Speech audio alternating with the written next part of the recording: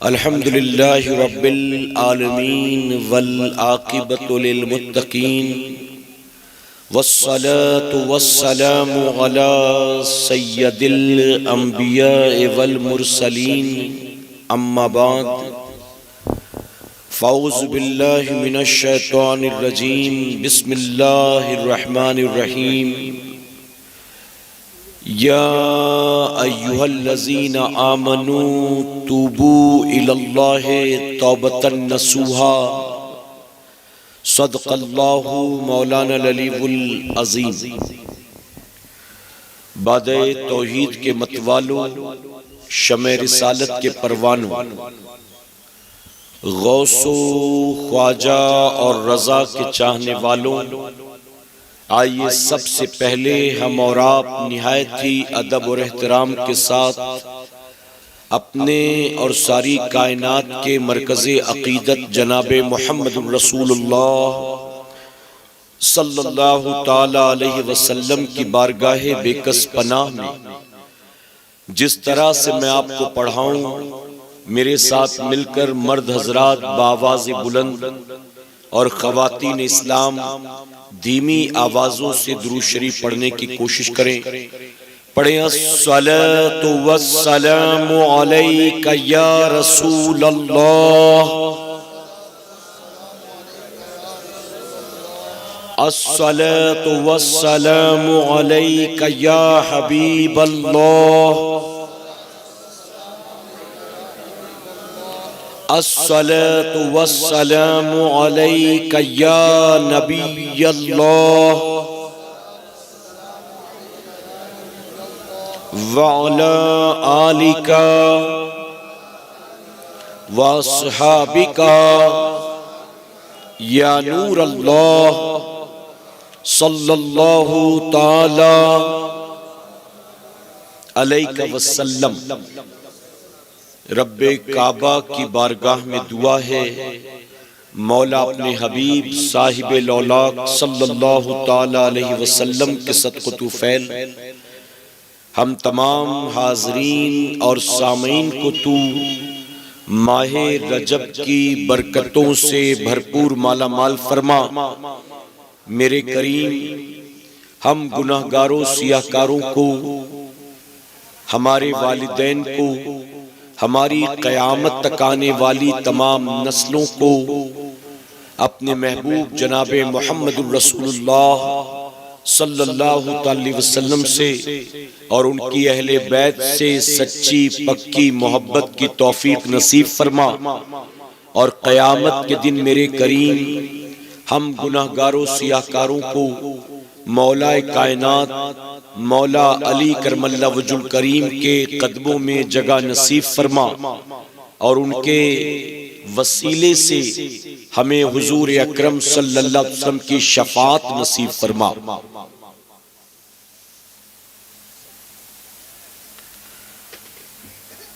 بدل ڈالا ہے اب تو اپنا انداز بیاں ہم نے، بدل ڈالا ہے اب تو اپنا انداز بیاں ہم نے، نہیں تو بند کر دی تھی فرشتوں کی زباں ہم نے۔ اور جو درس شہ بطحہ نے دیا وہ درس پڑھانا بھول گئے، جو درس شہ بطحہ نے دیا وہ درس پڑھانا بھول گئے، اوروں کو جگانا یاد رہا خود ہوش میں آنا بھول گئے۔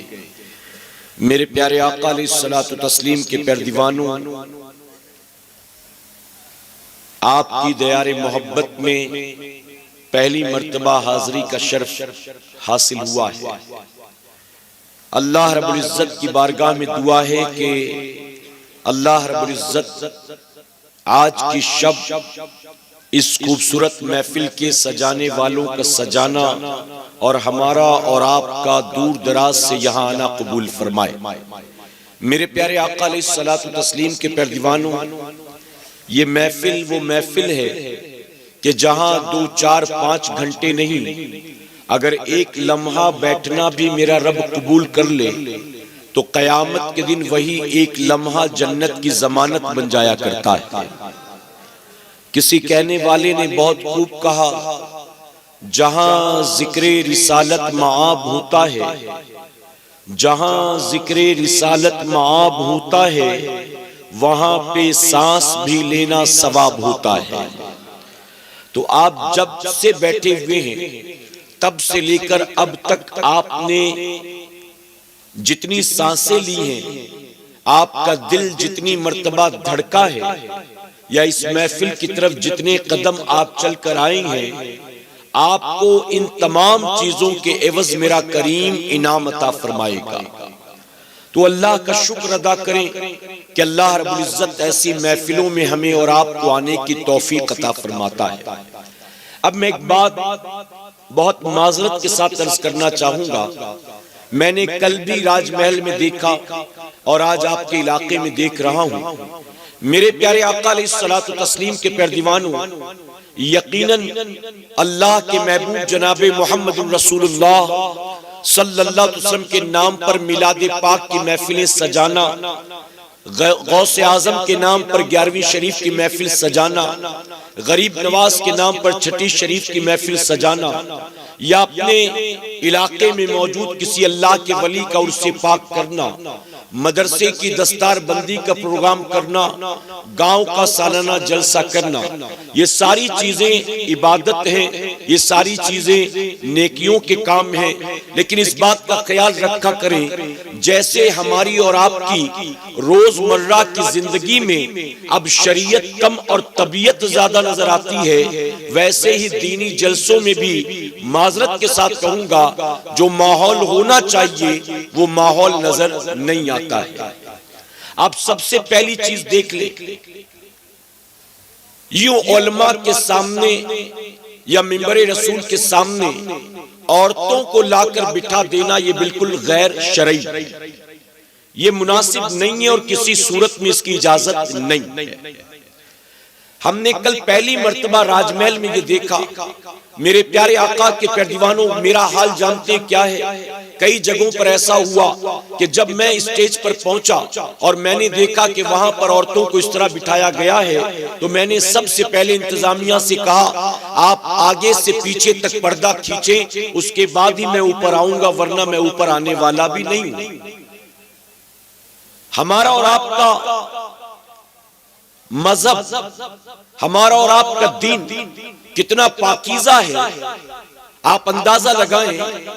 ایک عورت فرمایا گیا کہ جب وہ نماز پڑھنے کے لیے مصلی پر کھڑی، ایک عورت جب نماز پڑھنے کے لیے مصلی پر کھڑی ہو تو فرمایا گیا کہ اس کی چوٹی یا اس کے بال نظر آنا تو دور کی بات ہے، وہ اپنے سر کے بالوں کو دوپٹے سے اس طرح سے لپیٹ لے کہ اس کے بالوں کی رنگت بھی دوپٹے سے نظر نہیں آنی چاہیے۔ حضور اکرم صلی اللہ علیہ وسلم نے فرمایا باہر والے کمرے میں نماز پڑھنے سے بہتر ہے کہ عورت اندر والے کمرے میں نماز پڑھے۔ فرمایا گیا عورت قرآن کی تلاوت بھی کرے تو اس کی آواز اتنی بلند نہ ہو کہ کوئی غیر محرم اس کی آواز کو سن سکے۔ آپ سوچیں کیا قرآن کی تلاوت سے بہتر نعت نبی پڑھنا ہے؟ آج عورتیں ٹیلی ویژن چینل پر آ کر نعتیں پڑھتی ہیں، آج باقاعدہ مزارات اولیاء کے باہر عورتوں کی سی ڈی بکتی ہے اور لوگ اس کو خریدتے ہیں، اپنے گھروں میں اپنی گاڑیوں میں سنا کرتے ہیں اور یہ سمجھتے ہیں کہ ثواب ملنا ہے۔ عورتوں کی تصویریں باقاعدہ سی ڈی کے کور پہ چھپی ہوتی ہیں، عورتیں کئی ٹی وی چینل پر لپسٹک لگا کے، کریم لگا کے، آئی برو بنا کے اور سج سنور کر آتی ہیں اور کیمرے کے سامنے نعتیں پڑھتی ہیں اور یہ سمجھتی ہیں کہ ہم کو ثواب ملے گا۔ ارے جس نبی نے یہ پسند نہیں کیا کہ ان کی امت کی کوئی عورت قرآن کی تلاوت کرے اور اس کی آواز کوئی غیر مرد سن سکے، جب قرآن کی تلاوت کوئی غیر مرد سنے، نبی کو یہ پسند نہیں ہے، اسی نبی کی نعتیں پڑھیں گی، کیا نبی کو یہ پسند ہوگا؟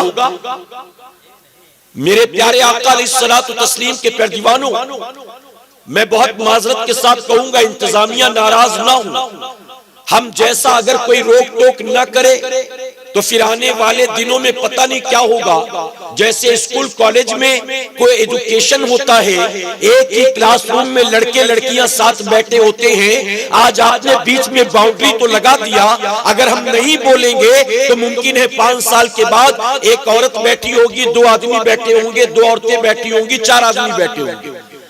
پھر تو عورتوں کا پارٹیشن بھی ختم ہو جائے گا. پھر کہیں گے سب اسی میں آ کر ایک ساتھ بیٹھے. غلط تو نہیں کہہ رہا میرے بھائی. میلے میں عورتوں کی خلط ملط ہوتی ہے, ہلدی مہندی میں عورتوں کی خلط ملط ہوتی ہے, شادی بیاہ میں عورتوں کی خلط ملط ہوتی ہے, بازار منڈی میں عورتوں کی خلط ملط ہوتی ہے. اب اگر دینی جلسوں میں بھی عورتوں کی خلط ملط ہونے لگ گئی تو بتاؤ گناہ سے ہم اور آپ کہاں بچ سکیں گے؟ بھلا بتائیے. کوئی تو جگہ ہو جہاں پورا کام شریعت کے مطابق ہو, شروع سے آخر تک کوئی تو جگہ ہو. میرے پیارے آقا کے پیروانوں میں آپ سے پوچھتا ہوں, 2018 جب ختم ہونے کے قریب تھا, توجہ ہے نا آپ کی, جب 2018 ختم ہو رہا تھا, ہمارے ملک کے پارلیمنٹ میں جو بحث سب سے زیادہ گرم تھی وہ تھی 3 طلاق کو لے کر. نیوز چینل میں ڈیبیٹ ہو رہے تھے, لوگ پان کی دکان, چائے کی ہوٹل میں بیٹھ کے بحث کر رہے تھے. ایئرپورٹ جاؤ تو وہاں لوگ بحث کر رہے ہیں, بازار جاؤ تو لوگ وہاں بحث کر رہے ہیں, ریلوے اسٹیشن جاؤ تو لوگ وہاں بحث کر رہے ہیں. 2018 کے آخر میں پورے ملک کا ماحول 3 طلاق کو لے کر اتنا گرم کر دیا گیا تھا, ایسا بنا دیا گیا تھا, یوں لگ رہا تھا کہ اسلام نے سب سے زیادہ ظلم کیا ہے تو عورت پر ظلم کیا ہے, ایک شوہر نے سب سے زیادہ ظلم کیا ہے تو بیوی پر ظلم کیا ہے. اس طرح سے اسلام کے خلاف لوگوں کے کان بھرے جا رہے تھے اور ماحول کو خراب کرنے کی کوشش کی جا رہی تھی. اور آپ جانتے ہیں جب 2019 میں الیکشن ہوا اور الیکشن کے بعد اتفاق سے مولا کی مرضی ہے پھر سے وہی لوگ گورنمنٹ میں آئے, تو گورنمنٹ میں آنے کے بعد انہوں نے سب سے پہلا بل جو پارلیمنٹ میں پاس کیا ہے وہ 3 طلاق کا بل تھا. پتا ہے نا آپ کو, سب سے پہلا بل جو پاس کیا گیا وہ 3 طلاق. اب بتائیے وہ لوگ جن کا اسلام سے کوئی تعلق نہیں, ان کو کس نے یہ حق دیا ہے اسلام پر اپنی زبان دراز کرنے؟ ہم کسی کے دھرم پر, ہم کسی کے مذہب پر, ہم کسی کے مذہب کے قانون پر, ہم کسی کے دیوی دیوتا پر جب اپنی زبان دراز نہیں کرتے تو ان کو کس نے حق دیا ہے کہ وہ اسلام پر انگلی اٹھائیں, وہ پیغمبر اسلام پر انگلی اٹھائیں, وہ قرآن پر انگلی اٹھائیں, وہ قرآن کے قانون پر انگلی اٹھائیں؟ ہم کہتے ہیں دنیا کا قانون تم بناتے ہو, تمہیں حق ہے اس کو بدلنے کا. ہر 5 سال کے بعد نئی گورنمنٹ آتی ہے, نئے قانون بناتی ہے, نئی آتی ہے پرانے کا رد کر دیتی ہے. کسی نے نوٹ جاری کیا تھا, کسی نے نوٹ بندی کر دی. اے سرکار مدینہ کے پیروانوں, آج تم نے قانون بنایا ہے, کل تم نہیں رہو گے سत्ता میں, جو نئی گورنمنٹ آئے گی وہ قانون کو کنٹینیو کرے گی کہ بدل دے گی, یہ اس کی مرضی ہے. تو دنیا کے قانون بنائے جاتے ہیں, توڑے جاتے ہیں, بدلے جاتے ہیں, رد کیے جاتے ہیں, لیکن وہ قانون جو اللہ اور اس کے رسول صلی اللہ علیہ وسلم نے 1450 سال پہلے ہمیں اور آپ کو عطا کر دیا, اب اس قانون میں گنجائش نہیں ہے کہ دنیا کا کوئی اسکالر پھر بدل کر سکے. جب کسی اسلامک اسکالر کو, جب کسی وقت کے شیخ الحدیث کو, جب کسی وقت کے پیر کو, جب کسی وقت کے عالم دین کو, جب کسی وقت کے مفتی دورہ کو اس بات کی اجازت نہیں ہے کہ وہ شریعت پر انگلی اٹھا سکے, تو غیر کو کب اجازت ہوگی؟ اے مسلمانوں میں پوچھتا ہوں, وہ جن کا اسلام سے تعلق نہیں ہے جب شریعت میں فیر بدل کی بات کرتے ہیں, جب قرآن میں فیر بدل کی بات کرتے ہیں, جب قرآن کی آیات کو بدلنے کی بات کرتے ہیں, تو ہمیں اور آپ کو بتاؤ تکلیف ہوتی ہے کہ نہیں ہوتی؟ دل پر ہاتھ رکھ کر جواب دو, تکلیف ہوتی ہے کہ نہیں ہوتی؟ میں آپ سے پوچھتا ہوں, غیر جس کا اسلام سے کوئی تعلق نہیں وہ شریعت پر انگلی اٹھائے تو ہمیں تکلیف ہوتی ہے, اور ہم صبح سے شام تک سینکڑوں کام شریعت کے خلاف کریں تو ہمیں تکلیف کیوں نہیں ہوتی؟ ہمارے یہاں شادیاں شریعت کے مطابق ہو رہی ہیں, بیٹی کی رخصتی شریعت کے مطابق ہو رہی ہے, منگنی شریعت کے مطابق ہو رہی ہے, لڑکی کیسی دیکھنی ہے بیٹے کے لیے شریعت کے مطابق دیکھ رہے ہو. بیٹا لڑکا کیسا دیکھنا ہے بیٹی کے لیے شریعت کے مطابق دیکھ رہے ہو؟ ہمارا کھان پان شریعت کے مطابق ہے، ہمارا رہن سہن شریعت کے مطابق ہے، ہمارے گھر کا ماحول شریعت کے مطابق ہے، ہمارا لباس شریعت کے مطابق ہے، ہمارا چہرہ شریعت کے مطابق ہے۔ ہماری بستی نور پور کہلاتی ہے، مسلمانوں کا پاکٹ ایریا، مسلم میجورٹی ایریا، لیکن بتاؤ گلیاں مسلمانوں جیسی ہیں، دکانیں مسلمانوں جیسی ہیں؟ کون سی چیز ہے جو شریعت کے مطابق ہے؟ یہاں بچہ پیدا ہوتا ہے تو دنیا کے مطابق، اور مرتا ہے تو بھی دنیا کے مطابق۔ زندگی بھر باپ بھی ہائے دنیا کرتا ہے، اور اس کے مرنے کے بعد اس کی اولاد بھی زندگی بھر ہائے دنیا کرتی ہے۔ غیر شریعت پر انگلی اٹھائے تو تکلیف، اور ہم صبح سے شام تک شریعت کی دھجیاں اڑائے تو کوئی تکلیف نہیں۔ کیسے شریعت سے محبت کرنے والے ہو، کیسے دین سے محبت کرنے والے ہو؟ میرے پیارے آقا علیہ الصلوۃ والتسلیم کے پیروانوں، آپ کے جھارکھنڈ میں، ویسٹ بنگال میں، یو پی میں، بہار میں، اڑیسہ میں، آسام میں، کئی علاقوں میں جہاں کہیں آنا جانا ہوتا ہے، وہاں میں ایک بات معذرت کے ساتھ کہتا ہوں، اے میری قوم کے لوگوں، آج پوری دنیا میں مسلمان جو ذلیل و خوار ہو رہا ہے، آج جو پوری دنیا ہماری اور آپ کی دشمن بنی، ایسا لگتا ہے ایک دسترخوان بچھا ہے اور پوری دنیا مسلمانوں کو اپنا لقمہ بنانا چاہتی۔ جس زمین کے اندر ہماری نہیں، ہمارے باپ دادا پردادا کی ہڈیاں ملی ہوئی، جس زمین پر ہم نے چلنا سیکھا، جس زمین پر ہم نے دوڑنا سیکھا، جس زمین کو ہم نے اپنی جان سے زیادہ محبت کی ہے، جہاں ماں باپ نے، باپ دادا نے خون پسینے کی کمائی سے مکان بنایا ہے، ارے جس زمین سے ہمارا 2-4 سال نہیں صدیوں پرانا رشتہ ہے، آج اسی زمین کو اگر پیروں سے نیچے سے کھینچنے کے منصوبے ہیں، ہمارے سروں سے چھت ہٹانے کے منصوبے ہیں، تو آخر وجہ کیا ہے؟ اے مسلمانوں، جس ملک میں ہم نے تقریباً 800 سال تک حکومت کی تھی، آج اسی ملک کے اندر ہم ذلیل و خوار ہو کر رہ گئے ہیں۔ تو جانتے اس کی وجہ کیا ہے؟ اس کی وجہ یہ نہیں ہے کہ ہمارے پاس اپنا مکان نہیں ہے، ہمارے پاس فیکٹری نہیں ہے، ہمارے پاس کھیت نہیں ہے، ہمارے پاس دکان نہیں ہے، ہمارے پاس پیسہ نہیں ہے، نہیں، بلکہ مسلمانوں، ذلت و رسوائی کی وجہ یہ ہے دنیا کا سارا مال ہمارے پاس ہے، اگر نہیں ہے تو دل میں دین کی محبت نہیں۔ یہ محبت بھی ہے تو محض رسم بن کر رہ گئی، یہ محبت بھی محض رسم بن کر رہ گئی۔ ہم اپنے دین سے کتنی محبت کرتے ہیں بھلا بتاؤ؟ آپ کے نور پور میں مسلمانوں کی آبادی کتنی؟ اگر پوچھوں 500 گھر ہیں، کہیں گے نہیں اور زیادہ، 700 ہیں، کہیں گے نہیں اور زیادہ۔ پوری بستی مسلمانوں کی، پورا علاقہ یہاں سے وہاں تک۔ میرے پیارے آقا کے پیروانوں، مسلمانوں کی آبادی، آپ سوچیں ایک مسجد اسی ہندوستان میں جسے 6 دسمبر کو شہید کیا گیا، آج بھی جب بھی وہ تاریخ آتی، بتائیے وہ یاد تازہ ہو جاتی ہے کہ نہیں ہو جاتی؟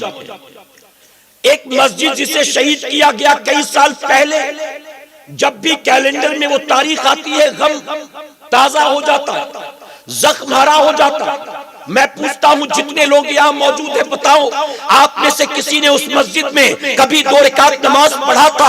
آپ کے ابا نے پڑھا تھا، آپ کے دادا نے پڑھا تھا، آپ نے اس مسجد کی تصویریں تو دیکھی ہوں گی، آپ نے ویڈیو تو دیکھا ہوگا، کبھی ماتے کی نگاہوں سے اس مسجد کو دیکھا تھا؟ آپ کہیں گے ہم نے نہیں دیکھا۔ ارے ایک مسجد جسے آپ نے کبھی دیکھا نہیں تھا، جہاں کبھی 2 رکعت نماز آپ کے باپ دادا نے بھی پڑھا نہیں تھا، اس مسجد کو شہید کیا گیا۔ جب بھی شہادت کی تاریخ آتی ہے تو غم تازہ ہو جاتا ہے، لیکن آپ کے محلے میں جو مسجد پورے سال بھر آپ کا انتظار کرتی رہتی ہے، کبھی اپنے محلے کی مسجد کی طرف آپ نے رخ کیا ہے جمعہ کے علاوہ؟ مسجد مرثیہ خواہیں کہ نمازی نہ رہے، نور پور کا علاقہ، اور نماز مغرب میں 10 آدمی، مسلمانوں کی آبادی، اور نماز عشاء میں 6 آدمی، نماز فجر میں 3 آدمی۔ یاد رکھنا ایک آبادی جہاں 500 مسلمانوں کے گھر ہوں، ایک آبادی جہاں 500 مسلمانوں کے گھر ہوں اور نماز فجر میں 50 آدمی بھی مسجد میں جمع نہ ہوتے ہوں، اس آبادی کو تباہی بربادی سے کوئی بچا نہیں سکتا۔ حضور اکرم صلی اللہ علیہ وسلم نے فرمایا اللہ کے گھر کو ویران کر کے تمہارے گھر کبھی آباد نہیں ہو سکتے۔ اللہ کے گھروں کو آباد کرو میرے بھائی، اللہ کے گھروں کو آباد کرو۔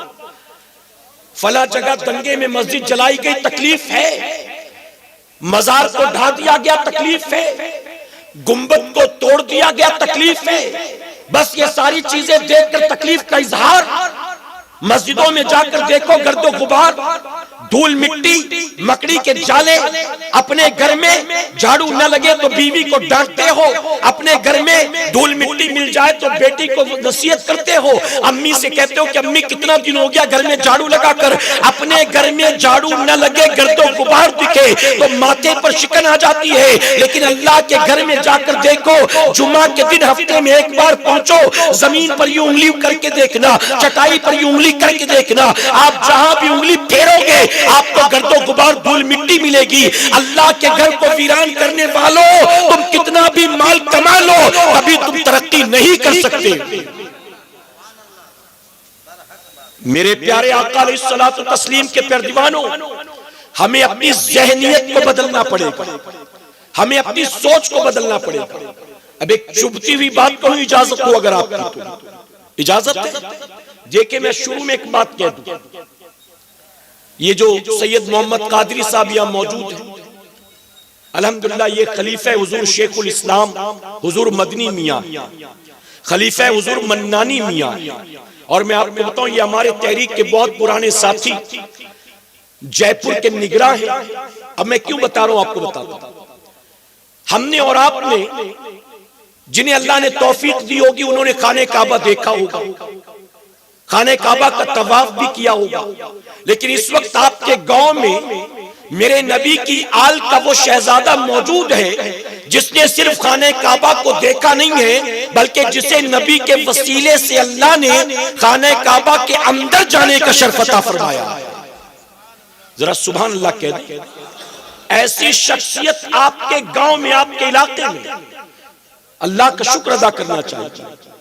ایسی شخصیت، میرے پیارے آقا کے پیروانوں، جب سلطان اندر جاتا ہے، جب سعودی کا مفتی اندر جاتا ہے، جب سعودی کا راجہ اندر جاتا ہے تو ہمارے اور آپ کے جیسے للچائی نظروں سے دیکھتے ہیں، کتنے خوش نصیب ہیں ہم تو باہر سے خانہ کعبہ کو دیکھ رہے ہیں، لیکن یہ کتنے خوش نصیب کہ جن کو اندر جانے کا شرف مل گیا۔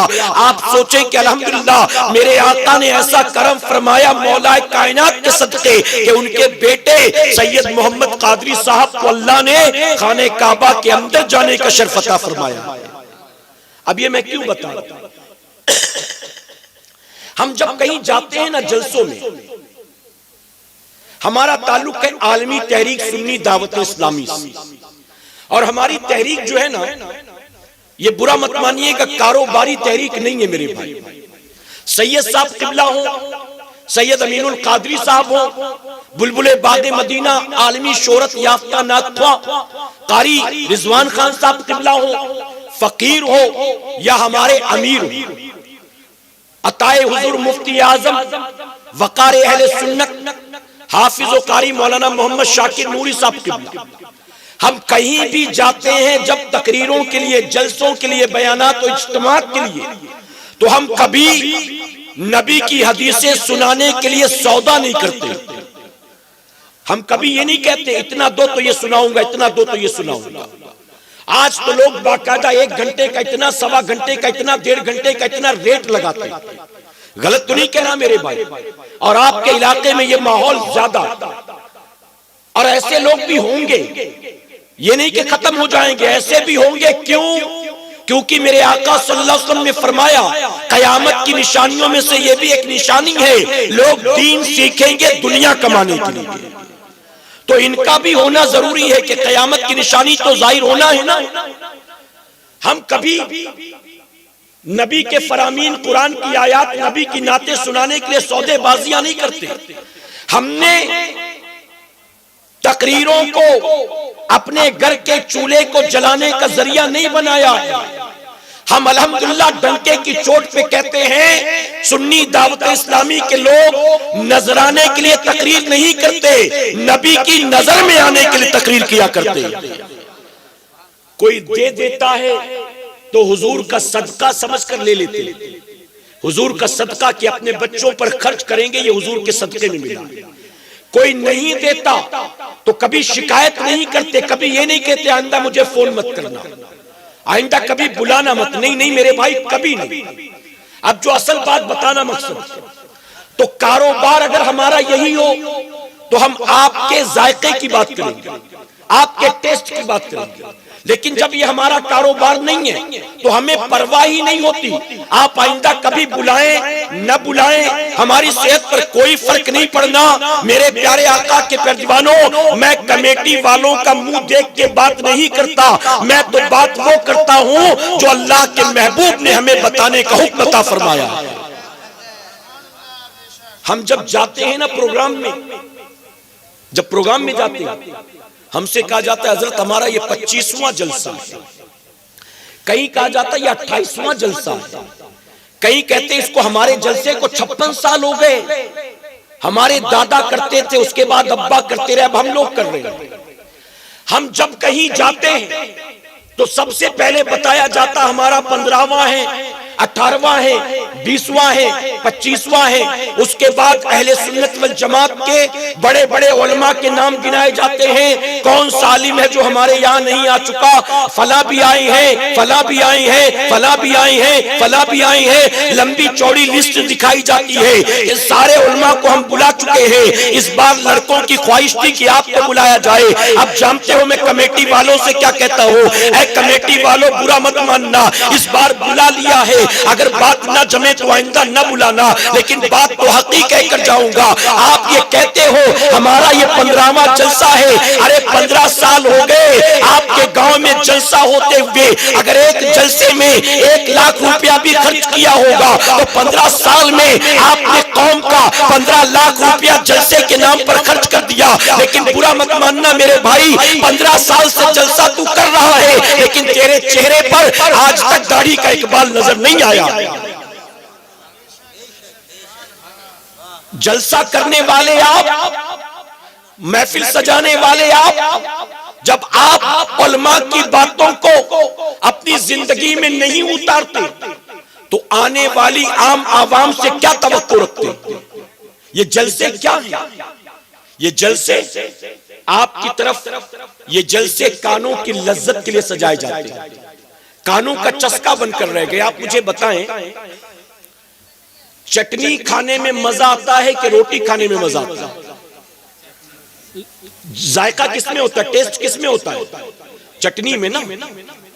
چٹنی ذائقے دار ہوتی ہے، روٹی میں تو مزہ نہیں آتا. لیکن کیا آدمی روزانہ چٹنی کھاتا ہے؟ اگر وہ روزانہ چٹنی ہی کھانا شروع کر دے کہ اس میں تو مزہ تو بہت آ رہا ہے، ایک دن چٹنی کھائے گا، 2 دن کھائے گا، 3 دن کھائے گا، 4 دن کھائے گا، 5ویں دن چٹنی اس کو کھا جائے گا. تو چٹنی میں مزہ تو ہے، لیکن ڈاکٹر کہے گا یہ صحت کے لیے نقصان دہ، تم زیادہ مت کھایا کرو. آپ کو کوئی بھی مرض ہو، ڈاکٹر روٹی بند نہیں کرتا، سب سے پہلے کہتا تیل مسالے پر کنٹرول کرو. غلط تو نہیں کہہ رہا ہوں؟ مسالے پر کنٹرول کرو. مزہ کس میں آتا ہے؟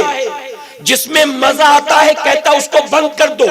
میٹھا نہیں کھانا ہے، نمک کم کرنا ہے، تیل مسالہ کم کرنا ہے، گوشت کم کھانا ہے.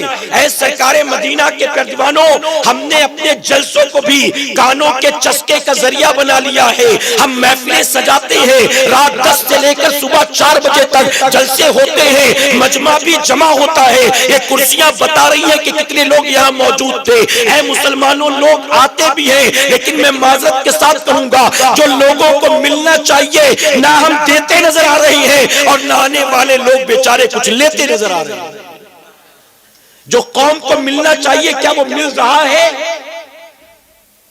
میں پوچھتا ہوں آپ کے نور پور میں 17واں جلسہ ہے نا، میں کچھ سوال پوچھوں گا، ناراض ہو جائیں گے، نہیں پوچھتا. میں پوچھنے والا تھا آپ میں کوئی ہے جو 17 سال سے ہر سال آ رہا ہے، کوئی نہ کوئی ہاتھ ضرور اٹھاتا. اب میں اس سے کہتا 17 سال سے ہر سال جلسے میں آنے والے، تو نے فخر کے ساتھ ہاتھ تو اٹھا دیا کہ میں 17 سال سے پابندی کے ساتھ اس جلسے میں آ رہا ہوں. اب میں کہتا تو ادھر آ، اور ادھر آ کر یہ مائک لے. 17 سال سے جلسے میں پابندی سے آ رہا ہے، اب لوگوں کو 5 کلمہ پڑھ کے سنا. کیا وہ سنا پاتا؟ کیا وہ سنا پاتا میرے بھائی؟ ہمارے یہاں جلسوں کی کوئی کمی ہے؟ مہنگائی کے دور میں جب سلنڈر ایک رات میں سیدھے 150 روپیہ بڑھا دیا جاتا ہے، پیٹرول مہنگا، ڈیزل مہنگا، آٹا تیل مہنگا، یہاں تک کہ پیاز جہاں تک غریب سے غریب آدمی کی رسائی تھی اس کو 200 روپیہ کلو کر دیا گیا. آپ سوچیں بے روزگاری اپنے افان پر ہے. اس وقت پورا کا پورا ملک جو ہے پریشان حال ہے. ایسے وقت میں اگر قوم کا پیسہ جمع کر کے ایک جلسہ کیا جاتا ہے تو جلسے کے ذریعے قوم کو جو پیغام ملنا چاہیے، اور جانتے ہو پیغام کانوں کی لذت کے لیے نہیں ہوتا ہے بلکہ پیغام قبر کے عذاب سے بچانے کے لیے ہوتا ہے. اس منبر سے جو پیغام ملنا چاہیے وہ پیغام صبح اٹھنے والے کو داڑھی منڈانے کی طرف آمادہ نہیں کرتا، بلکہ داڑھی منڈے کو حضور کی سنت سجانے والا بنا دیتا. آپ کے علاقے میں آیا، علماء کی بھی کمی نہیں ہے، مدارس کی بھی کمی نہیں ہے، مدرسے بھی بہت، لیکن معاف کرنا میرے بھائی، بمبئی میں مسلمان عورتیں اتنا گھومتی پھرتی بن نقاب بن دوپٹے کے نظر نہیں آتی جتنا آپ کے علاقے میں نظر آئی. بات تلخ ہے میری، لیکن ناراض مت ہونا میرے بھائی. اگر میں آپ کے منہ کی بولی بول کر چلا جاؤں تو کیا حق ادا کروں گا ممبر کا؟ نہیں نا. تو صحیح بات تو سننی پڑے گی نا.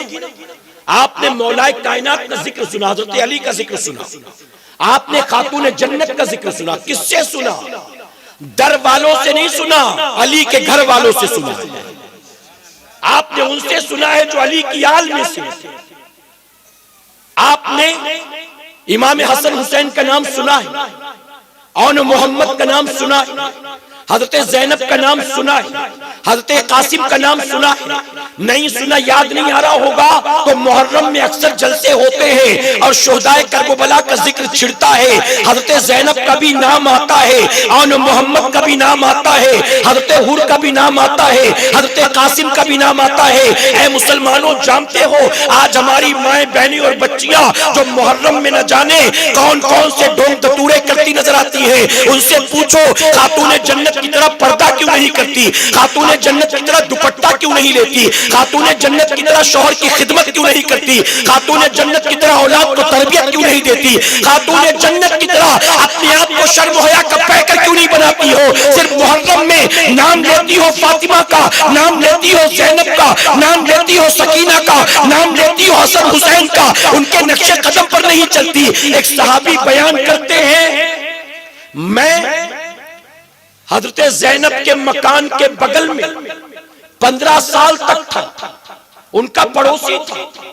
فرماتے 15 سال میں زینب کے پڑوس میں رہا، بن حجاب و دوپٹہ تو دور کی بات، میں نے حجاب و دوپٹے کے ساتھ بھی زینب کو کبھی گھر سے باہر نکلتا نہیں دیکھا.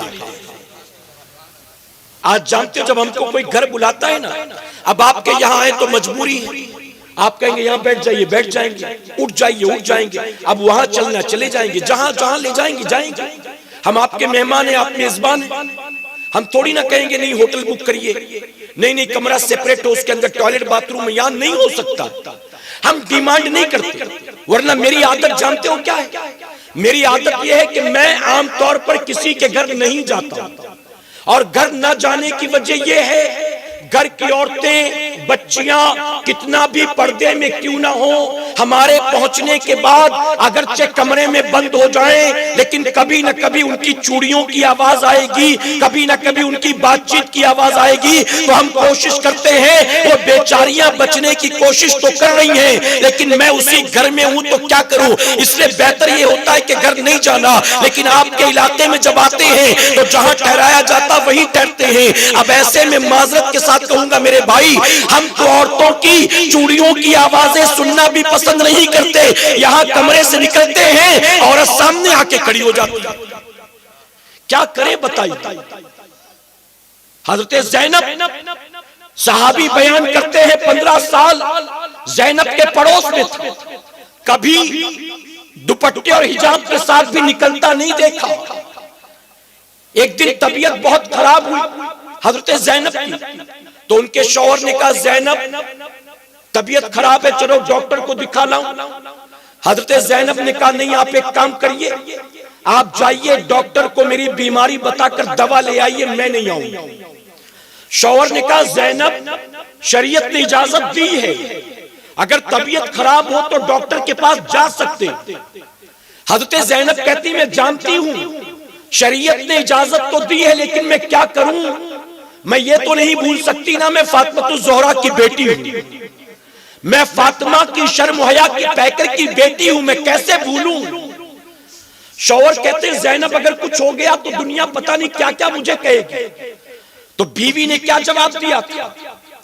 بیوی نے کہا تھا میرے شوہر نامدار آپ میری فکر نہ کریں، اگر اس مرض کی وجہ سے میری موت نہیں لکھی ہے تو دوا نہ لائیں، مجھے کچھ نہیں ہوگا، اور اگر اس بیماری کی وجہ سے اللہ نے میرے مقدر میں موت لکھا ہے تو آپ نہیں میں بھی آ کر دوا لے لوں تو بھی موت سے مجھے کوئی بچا نہیں سکتا ہے۔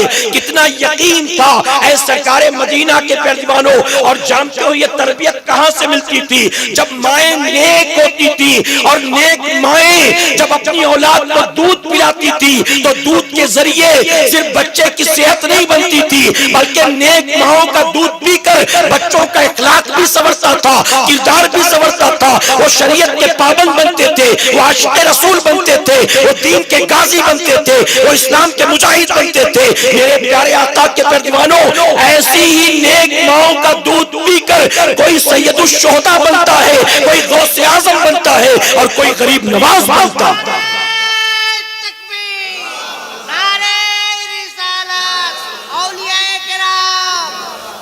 حضور اکرم صلی اللہ علیہ وسلم نے فرمایا کل قیامت کے دن ایک عورت اپنے ساتھ 3 مردوں کو جہنم میں لے کر جائے گی۔ اگر آپ کے یہاں کا ماحول یہی ہے کہ عورتیں نقاب نہیں پہنتی، عورتیں سب کے سامنے یوں ہی آتی جاتی، امام صاحب کے سامنے بھی، مولانا صاحب کے سامنے بھی، پڑوسیوں کے سامنے بھی، دکانداروں کے سامنے بھی، ٹیلر کے سامنے بھی، کپڑے والے اور فروٹ والے اور سبزی والے کے سامنے بھی، اگر یہ ماحول ہے تو آپ دیکھیں کیا شریعت نے اس کی اجازت دی ہے؟ شریعت نے اجازت دی؟ ارے میرے آقا صلی اللہ علیہ وسلم نے یہاں تک فرمایا ایک عورت اگر اسے ضرورت کے تحت کسی غیر محرم مرد سے بات کرنی پڑے تو اس کی آواز میں نزاکت نہیں ہونی چاہیے، آواز میں مٹھاس نہ ہو، آواز میں لوچ لچک نہ ہو۔ یعنی اگر ایک عورت آواز بنا بنا کے اچھے سے بات کرے گی تو دیکھنے والا آدمی اگر چہرہ نہیں بھی دیکھ سکے گا تو سوچے گا آواز اتنی اچھی ہے تو چہرہ کتنا خوبصورت ہوگا، پھر وہ اور بات کرنے کی کوشش کرے گا، قریب آنے کی کوشش کرے گا۔ اور اگر ایک عورت غیر محرم مرد سے مجبوری کے تحت اگر تلخ آواز میں بات کرتی ہے تو آدمی کہے گا یہ کتنی خڑوس عورت ہے، آئندہ اس سے بات ہی نہیں کرنا۔ یہ میرے نبی کی تعلیمات ہے میرے بھائی۔ جانتے ہو یہاں گھر میں شادی ہو، یہاں گھر میں میت ہو، عورتوں کو دیکھو بن دوپٹے بن پردے کے گھوم رہی ہوتی ہیں، ہلدی مہندی کے نام پر، رت جگے کے نام پر، رسم و رواج کے نام پر، دعا تعویذ کے نام پر، جھاڑ پھونک کے نام پر، میلے کھیلے کے نام پر، اولیاء اکرام کے عرس کے نام پر شادی بیاہ کے نام پر، بازاروں کے نام پر بے حیائی بے غیرتی کا بازار گرم۔ میرے پیارے آقا علیہ الصلوۃ والتسلیم کے پیروانوں، اگر باپ اپنی بیٹی پر آج کنٹرول نہیں کرے گا، کل قیامت میں بیٹی اکیلے جہنم میں نہیں جائے گی، ابا کو بھی لے کر جائے گی۔ اگر شوہر اپنی بیوی پر کنٹرول نہیں کرے گا تو کل قیامت میں اکیلی بیوی جہنم میں نہیں جائے گی، شوہر کو بھی لے کر جائے گی۔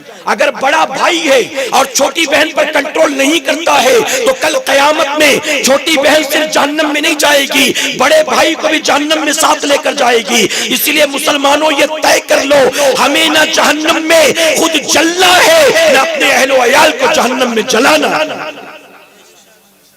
شریعت کی پابندی کرو، طبیعت کی پرواہ مت کرو۔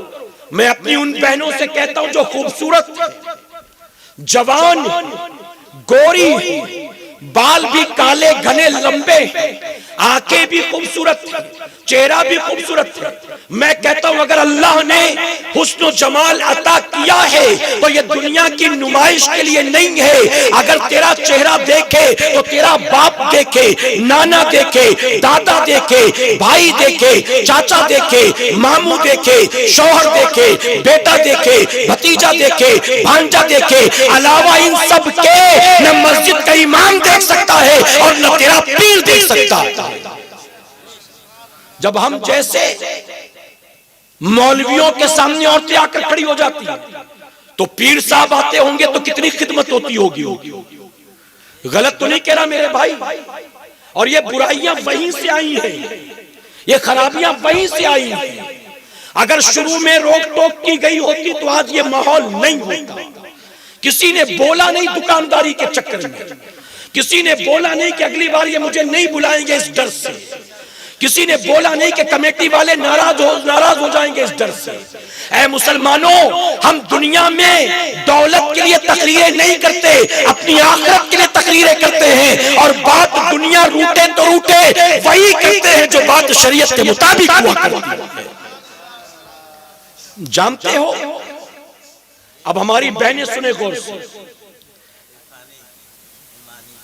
ایک بزرگ حضرت عامر ان کا نام، ایک دن اچانک بیٹھے بیٹھے خیال آیا ذہن میں کہ ذرا قبرستان کا دورہ کر لیتا ہوں، قبرستان جاتا ہوں، جو قبر کھودنے والا بابا ہے ذرا اس سے آج ملاقات کرتا ہوں۔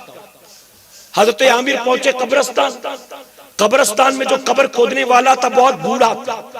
اس سے کہا بابا آپ نے زندگی بھر قبر ہی کھودا ہے کہ کچھ اور بھی کیا؟ تو کہنے لگا کہ پڑھا لکھا ہوں نہیں، باپ دادا پردادا سب یہی کرتے چلے آئے، میں بھی بچپن سے انہی کے ساتھ لگ گیا اور میں نے بھی زندگی بھر قبر ہی کھودی۔ تو حضرت عامر کہنے لگے کہ بابا قبریں کھودنے میں، میت کو دفن کرنے میں کیا کبھی کوئی ایسا واقعہ ہوا ہے جو آپ مجھے بتا سکتے ہیں؟ کوئی ایسی بات آپ نے کبھی زندگی میں دیکھی؟ تو بابا کہنے لگا کہ ایک بات ایسی ہے جو کبھی بھلائی نہیں بھولتی، حالانکہ کئی سال ہو گئے، جب میں جوان تھا تب کا واقعہ، لیکن ایسا لگتا ہے جیسے کل ہی کی بات، بھلائی نہیں بھولتی۔ بزرگ نے کہا کیا واقعہ ہے بتاؤ؟ اب توجہ دیں ہماری بہنیں۔ قبر کھودنے والا کہنے لگا میں قبریں کھودنے کے لیے میت کے آنے کا انتظار نہیں کرتا، بلکہ میں فجر کی نماز کے بعد قبر کھودنا شروع کر دیتا ہوں، اور جب میت آتی ہے تو پیسہ لے کے قبر بیچ دیتا ہوں۔ ایک دن فجر کی نماز کے بعد میں نے قبر کھودنی شروع کی، میں نے دھوپ نکلنے سے پہلے 2 قبریں کھودی، میں دوپہر سے پہلے کام ختم کرنا چاہ رہا تھا، 2 قبریں مکمل ہو گئی، اس کے بعد میں نے تیسری کھودنی شروع کی۔ کہتے تیسری قبر جب میں کھودنے لگا تو قبر جیسے جیسے گہری ہو رہی تھی ویسے ویسے گرمی بڑھ رہی تھی، حالانکہ دھوپ اتنی نہیں تھی، لیکن یوں لگ رہا تھا جیسے قبر میں سے آگ کی لپٹیں نکل گئی۔ کہتے میں تھوڑی دیر قبر کھودتا، تھوڑی دیر بیٹھ کر سستاتا، پھر قبر کھودتا، پھر سستاتا، دوپہر سے پہلے میں نے تیسری قبر بھی مکمل کر لی۔ اب جب تینوں قبریں مکمل ہو گئی، میں ایک پیڑ کے سائے میں بیٹھا، ہاتھ منہ دھو کر دسترخوان کھولا، روٹیاں نکالی، کھانے والا تھا۔ اچانک قبرستان میں دو گھڑسوار آ گئے. ان کے گھوڑے بالکل سفید تھے, ان کے جسموں کے لباس بالکل سفید تھے, ان کے داڑھی کے اور سر کے بال بالکل سفید تھے. دونوں گھڑسوار آئے, قبرستان کے کونے میں گھوڑے سے اترے اور دونوں پہلی قبر کے پاس آئے. پہلی قبر کے پاس آنے کے بعد پہلا گھڑسوار جو تھا اس نے قبر کا چکر لگایا اور لگانے کے بعد دوسرے سے کہا لکھو. اچھا یہاں کچھ لوگ بات کر رہے ہیں, ان کو کوئی چپ کرا دے گا میرے بھائی؟ بس میں 15 منٹ بول کر ختم کروں گا, پھر ان کو رات بھر کا موقع ہے. تھوڑا سا ڈسکشن تھوڑی دیر کے لیے روک دیں. بہت دیر سے ان کا سیمینار چل رہا ہے, میں نے سوچا شاید ختم ہو جائے لیکن نہیں ختم ہو رہا. درود شریف پڑھ لیں ایک مرتبہ. اللہ رب محمد صلی اللہ علیہ وسلم نحن عباد محمد صلی اللہ علیہ وسلم. تو قبر کھودنے والا کہتا ہے کہ پہلی قبر کے پاس دونوں آئے. ایک آدمی نے قبر کا چکر لگایا, لگانے کے بعد دوسرے سے کہا لکھو. تو دوسرے نے کہا کیا لکھوں؟ تو پہلے نے کہا 10 میل تک لمبی اور 10 میل تک چوڑی لکھو. 10 میل لمبی 10 میل چوڑی لکھو. دوسرے والے نے لکھ دیا. اس کے بعد کہتے دوسری قبر پر پہنچے. دوسری قبر پر گئے, پھر پہلے والے نے چکر لگایا قبر کا, دوسرے والے سے کہا لکھو. تو دوسرے نے کہا کیا لکھوں؟ تو پہلے نے کہا حد نظر تک لمبی چوڑی لکھ دو, جہاں تک نظر جاتی ہو وہاں تک لمبی چوڑی لکھ دو. دوسرے نے لکھ دیا. پھر تیسری قبر پر, تیسری قبر کا آ کر چکر لگایا اور لگانے کے بعد کہا لکھو. تو دوسرے نے کہا کیا لکھوں؟ تو یوں انگلی کا اشارہ کر کے کہا اتنی لکھ دو, اتنی لکھ دو. دوسرے والے نے لکھ دیا. کہتے اس کے بعد دونوں پلٹے, گھوڑے پر سوار ہوئے اور آنکھوں کے سامنے سے اوجھل ہوئے. اب میں پریشان کہ معاملہ کیا, کچھ سمجھ میں نہیں آیا میرا, کیا بات. ابھی میں سوچ ہی رہا تھا, اچانک قبرستان میں ایک میت آ گئی. یہ میت جو آئی اس کے ساتھ میں صرف 5-6 آدمی تھے, علاوہ اس کے زیادہ لوگ نہیں تھے. 5-6 آدمی اور کوئی نہیں تھا. میں نے ایسا جنازہ پہلے کبھی نہیں دیکھا تھا جس میں اتنے کم لوگ. بہرحال وہ لوگ آئے, انہوں نے پہلی قبر کا سودا مجھ سے کیا, پیسے دیے, میت کو دفن کرنے لگے. جب فارغ ہو گئے تو میں نے پوچھا کہ بھئی یہ کس کی میت تھی؟ جس کے جنازے میں کوئی آیا نہیں, بس تمہیں لوگ, کون تھا یہ؟ تو وہ لوگ کہنے لگے کہ یہ ہمارے گاؤں کے سب سے غریب آدمی کی میت, یہ ہمارے گاؤں کا سب سے غریب آدمی تھا. اور بابا آپ تو جانتے ہو نا غریبوں کی میت میں کون شامل ہوتا ہے بھلا؟ لوگ تو امیروں کے مرنے کا انتظار کرتے ہیں کہ امیر مرے تو چلے منہ دکھائیں کہ ہم بھی آئے تھے آپ کے جنازے میں, تاکہ بیٹا دیکھ لے, بھائی دیکھ لے, چاچا ماموں دیکھ لے. غریب کے جنازے میں کون آتا؟ وہ لوگ کہنے لگے کہ گاؤں کا سب سے غریب تھا لیکن تھا بڑا نیک آدمی, کسی کی لگائی بجائی میں نہیں رہتا تھا, کبھی کسی کی غیبت چغلی نہیں کرتا تھا, 5 وقت نماز جماعت کے ساتھ پہلی صف میں پڑھتا تھا, کبھی کسی سے جھگڑا نہیں, کسی سے کوئی قرضہ نہیں, کسی سے کوئی لین دین نہیں. اتنا غریب تھا کہ جب مرا تو اس کے پاس کفن کا پیسہ بھی نہیں تھا, وہ بھی ہم نے آپس میں جمع کیا. وہ قبر کھودنے والا کہتا ہے جب مجھے اس کا پتہ چلا تو میں نے کہا جس کے کفن کا پیسہ تم نے اپنے پاس سے دیا میں اس کی قبر کا پیسہ نہیں لیتا, میں نے قبر کا پیسہ لوٹا دیا. اور فلسفہ سمجھ میں آ گیا کہ غریب آدمی جب دنیا سے گیا اس کے قبر میں جانے سے پہلے اللہ نے اس کی قبر کو 10 میل تک لمبا چوڑا کر دیا. اب کہتے دھڑکن تیز ہو گئی, دیکھے دوسرا کون آئے گا. ابھی وہ لوگ گئے تھے کہ تھوڑی دیر میں دوسرا جنازہ بھی آ گیا. کہتے اس میت کو دیکھ کر آنکھیں پھٹی رہ گئی. ارے پہلے والے میں 5-6 آدمی تو تھے, اس میں تو 4 کاندھے دینے والوں کے علاوہ 5واں ہی کوئی نہیں تھا. صرف 4 آدمی آئے تھے. انہوں نے آ کر قبر کا سودا کیا, میں نے قیمت لی, میت کو دفن کر کے جانے لگے. میں نے ان سے پوچھا کہ بھئی یہ تھا کون جس کے جنازے میں تم 4 کے سوا کوئی نہیں آیا, یہ کون تھا؟ تو چاروں کہنے لگے ہمیں بھی نہیں پتا کہ کون تھا. کوئی مسافر تھا, داڑھی والا تھا, کرتے پیجامے والا تھا, کہاں سے آیا تھا, کہاں جانا تھا ہمیں معلوم نہیں. اپنی سواری ہی پر ہمیں مرا ہوا ملا، چونکہ مسلمان تھا اس لیے ہم نے اس کی تدفین کا انتظام کیا، کفن دفن کا انتظام کیا۔ میرے پیارے آقا کے پردیوانوں، وہ کہتا میں نے اس قبر کا بھی پیسہ لوٹا دیا، اور میں سمجھ گیا جو بندہ سفر میں بے یارو مددگار مر گیا، اللہ نے قبر میں آنے سے پہلے اس کی قبر کو حد نظر تک لمبا چوڑا کر دیا۔ اس کے بعد کہتے وہ لوگ گئے، اب تیسری میت کا میں انتظار کرنے لگا، اب کون آئے گا، تیسری قبر میں کون آئے گا، اب ہماری بہنیں سن لیں، وہ جو بڑی خوبصورت ہیں وہ سنیں، وہ جن کو اپنے گورے رنگ پہ ناز ہے وہ سنیں، جو اپنے بال بناتے تھکتی نہیں ہے وہ سنیں، جو لوگوں کو اپنا حسن و جمال دکھاتے تھکتی نہیں ہے وہ سنیں۔ ارے وہ مائیں سنیں جنہیں ناز ہے اپنی بیٹیوں کے حسن پر، جنہیں اپنی بیٹیوں کے گورے چٹے ہونے پر فخر ہے، وہ مائیں سن لیں، وہ بیٹیاں سن لیں، وہ بہنیں سن لیں۔ وہ کہتا ہے کہ یہ لوگ ابھی گئے تھے کہ تیسرا جنازہ بھی آ گیا، اس تیسرے جنازے میں ایک ہجوم تھا لوگوں کا، پورا شہر عمر پڑا تھا، اللہ اکبر، پیر رکھنے کو جگہ نہیں تھی، جہاں تک نظر پڑتی تھی لوگوں کے سر ہی سر نظر آتے تھے۔ جنازہ لے کر لوگ آئے، ایک آدمی چند قدم بھی دینا پاتا تھا کاندھا، دوسرا آدمی دھکا دیتا تھا، تیسرا آدمی لپکتا تھا، لوگ دوڑتے تھے، بھاگتے تھے، آگے پیچھے دوڑ دوڑ کے کاندھا دے رہے تھے۔ میت کو لایا گیا، کسی عورت کا جنازہ تھا، مجھ سے تیسری قبر کا سودا کیا گیا، اس کے بعد میت کو دفنایا گیا۔ قریب میں ایک سفید داڑھی والا کھڑا تھا، میں اس کے پاس گیا اور میں نے اس سے جا کر کہا بابا یہ بتا تو صحیح یہ جنازہ کس کا ہے؟ پورا شہر جس کے پیچھے پیچھے نکل پڑا ہے کون؟ تو بوڑھا کہنے لگا یہ گاؤں کے زمیندار صاحب کی بیوی کا جنازہ ہے، یہ گاؤں کے چودھری صاحب کی بیوی کا جنازہ ہے، اور تم تو جانتے ہو کہ امیرے کے جنازے میں سب آتے ہیں۔ میں نے کہا چودھری صاحب کی بیوی کیسی تھی ذرا یہ بھی تو بتاؤ۔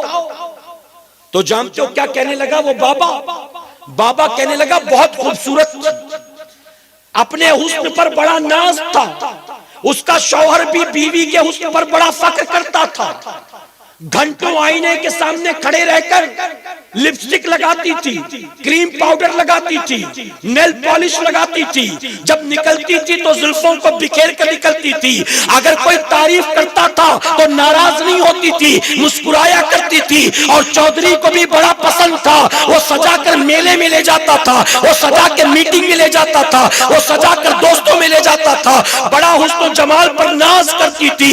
اللہ اکبر، ذرا سوچے تو صحیح، وہ جو اتنی خوبصورت ہوتی تھی اس کی مرنے کے بعد کیسے مٹی پلید ہو گئی۔ وہ بابا کہنے لگا مجھے فلسفہ سمجھ میں آ گیا، جو دنیا میں بڑی حسین و جمیل تھی، دنیا کو حسن و جمال دکھاتی تھی، اس کی قبر میں جانے سے پہلے اللہ نے اس کی قبر کو تنگ بھی کر دیا تھا اور اس کی قبر میں جہنم کی آگ بھی لگا دی تھی۔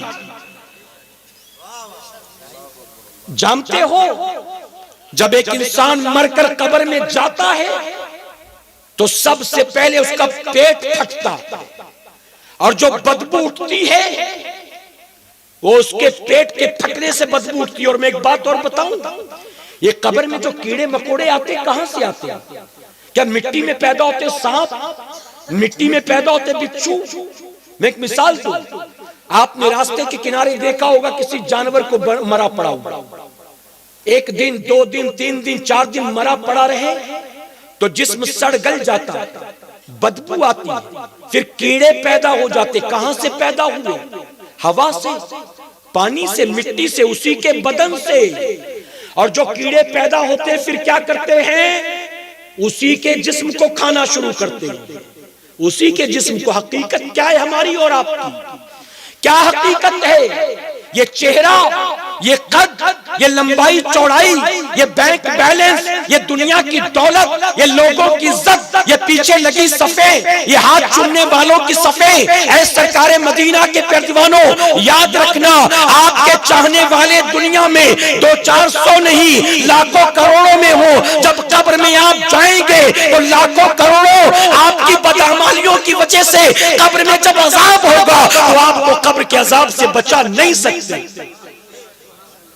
ہم غلط روش کی طرف چل پڑے، ہم غلط راستے کی طرف چل پڑے ہیں۔ یاد رکھیں کامیابی طبیعت میں نہیں ہے میرے بھائی، کامیابی شریعت میں۔ غریب نواز نے طبیعت کو اپنایا ہوتا آج اس مقام پر نہ ہوتے، غوث اعظم نے طبیعت کو اپنایا ہوتا آج اس مقام پر نہ ہوتے، علاء الدین پانڈوی رحمت اللہ علیہ اگر طبیعت کو اپنایا ہوتا آج اس مقام پر نہ ہوتے۔ اے مسلمانوں، یہ مقام بلند اللہ دیتا ہے، طبیعت پر عمل کرنے سے نہیں دیتا، شریعت پر عمل کرنے سے عطا کرتا۔ میں آپ سے گزارش کروں گا اپنی زندگیوں میں شریعت کو اتارنے کی کوشش کرو، کہیں انشاءاللہ۔ بہت ہو گیا نفس کے پیچھے پیچھے بھاگنا۔ اچھا، داڑھی رکھنے سے کوئی بے عزتی ہوتی ہے؟ داڑھی رکھنے سے آپ سید صاحب کو دیکھیں، آپ میں کوئی ہے جو ان سے زیادہ خوبصورت ہو؟ مجھے بتائیں، کوئی ایک کلین شیوڈ بتا دے جو ان سے زیادہ خوبصورت نظر آتا، کوئی ایک داڑھی منڈا بتا دے جو ان سے زیادہ خوبصورت نظر آتا۔ نبی کی سنت پر جو عمل کرتا ہے اگرچہ رنگ گورا نہ ہو، پھیکا بھی ہو، اللہ محبوب کی سنت کے صدقے اس کے چہرے کو نور عطا فرماتا ہے۔ اور جانتے ہو آج کا ہمارا ماحول کیا ہے؟ 20 22 سال 24 سال کا جوان بیٹا اگر داڑھی رکھنا چاہتا ہے نا، 58 سال کے ابا نے نہیں رکھا ہے، بیٹا رکھنا چاہتا ہے تو ابا اپنے بیٹے کو ڈانٹتے ہیں، ابھی میں نے نہیں رکھا تو داڑھی رکھے گا، شرم نہیں آتی تجھے؟ شرم ابا کو آنا چاہیے تھا کہ بیٹے کو، الٹا ابا اس کو دادا گیری کرے گا، ابھی میں نے نہیں رکھا ہے تو رکھے گا، ہم لوگوں کو کیا منہ دکھائے گا؟ ارے تجھے یہ سوچنا چاہیے تھا بیٹے نے رکھ لیا، اب مجھے بھی چہرے پر حضور کی سنت کو سجانا چاہیے، حضور کی سنت کو۔ یہاں ایک لڑکا داڑھی رکھنا چاہے نا، اڑوسی پڑوسی تو بعد میں، پہلے گھر والے دشمن بن جاتے ہیں۔ گھر والے، ماں کہتی داڑھی رکھ لے گا تو اپنی بیٹی کون دے گا؟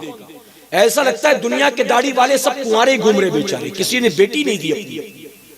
ایسا ہے میرے بھائی، بلکہ میں تو بار بار کہتا ہوں اللہ داڑھی والوں کو داڑھی مونڈوں سے اچھی بیویاں عطا کرتا۔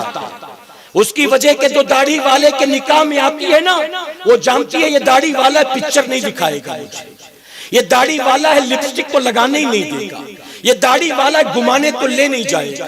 بتاؤ ہے کہ نہیں؟ تو وہ یہ ڈیمانڈ بھی نہیں کرتی، وہ پہلے ہی جانتی ہے کہ یہ داڑھی والا یہ سب نہیں ملنا اس سے، وہ یہ ڈیمانڈ ہی نہیں کرتی، وہ جائز تقاضے کرتی ہے، ناجائز نہیں۔ جائز ڈیمانڈ کرتی، حرام ناجائز ڈیمانڈ نہیں۔ اے سرکار مدینہ کے پیروانوں، مائیں کہتی داڑھی منڈا لے ورنہ اپنی بیٹی کون دے گا؟ شادی ہو جائے پھر داڑھی رکھ لینا، ڈگری مل جائے پھر داڑھی رکھ لینا، نوکری مل جائے پھر داڑھی رکھ لینا۔ ہم سمجھتے ہیں کہ داڑھی رکھیں گے یہ سب نہیں ملے گا۔ اے مسلمانوں، میرے آقا نے فرمایا ہے تم دنیا کی ایک لڑکی کے لیے اپنی داڑھی منڈاتے ہو، تم داڑھی منڈاؤ گے، آئیبرو بنانے والی ملے گی، انگریزی بولنے والی ملے گی، جینز پہننے والی ملے گی، تم داڑھی منڈا کر ایک آوارہ سے کر لو گے، لیکن اگر تم نے اس آوارہ کی پرواہ نہ کی اور چہرے پر نبی کی سنت کو سجایا تو فرمایا گیا اللہ داڑھی والے کو جنت میں نکاح میں 70 حوریں عطا فرمائے گا۔ اب ایک کا سودا پیارا ہے کہ 70 کا سودا پیارا ہے، یہ تم پر ہے۔ ایک کے لیے 70 قربان ہے کہ 70 کے لیے یہ آوارہ قربان ہے، یہ تم پر ہے۔ میرے پیارے آقا کے پیروانوں، زندگی رہی پھر کسی موڑ پر ملاقات ہوئی تو مزید انشاءاللہ کچھ باتیں ہم اور آپ سماعت کریں گے۔ رسالت کے پروانوں، ہر سنیچر کو بعد نماز عشاء سنی دعوت اسلامی کے عالمی مرکز اسماعیل حبیب مسجد میں سنی اجتماع ہوتا ہے، آپ حضرات پابندی کے ساتھ اس میں شرکت فرمائیں۔ سنی دعوت اسلامی کی web site sunni dawat islami.net پر وزٹ کریں اور بہت ساری دینی معلومات حاصل کریں۔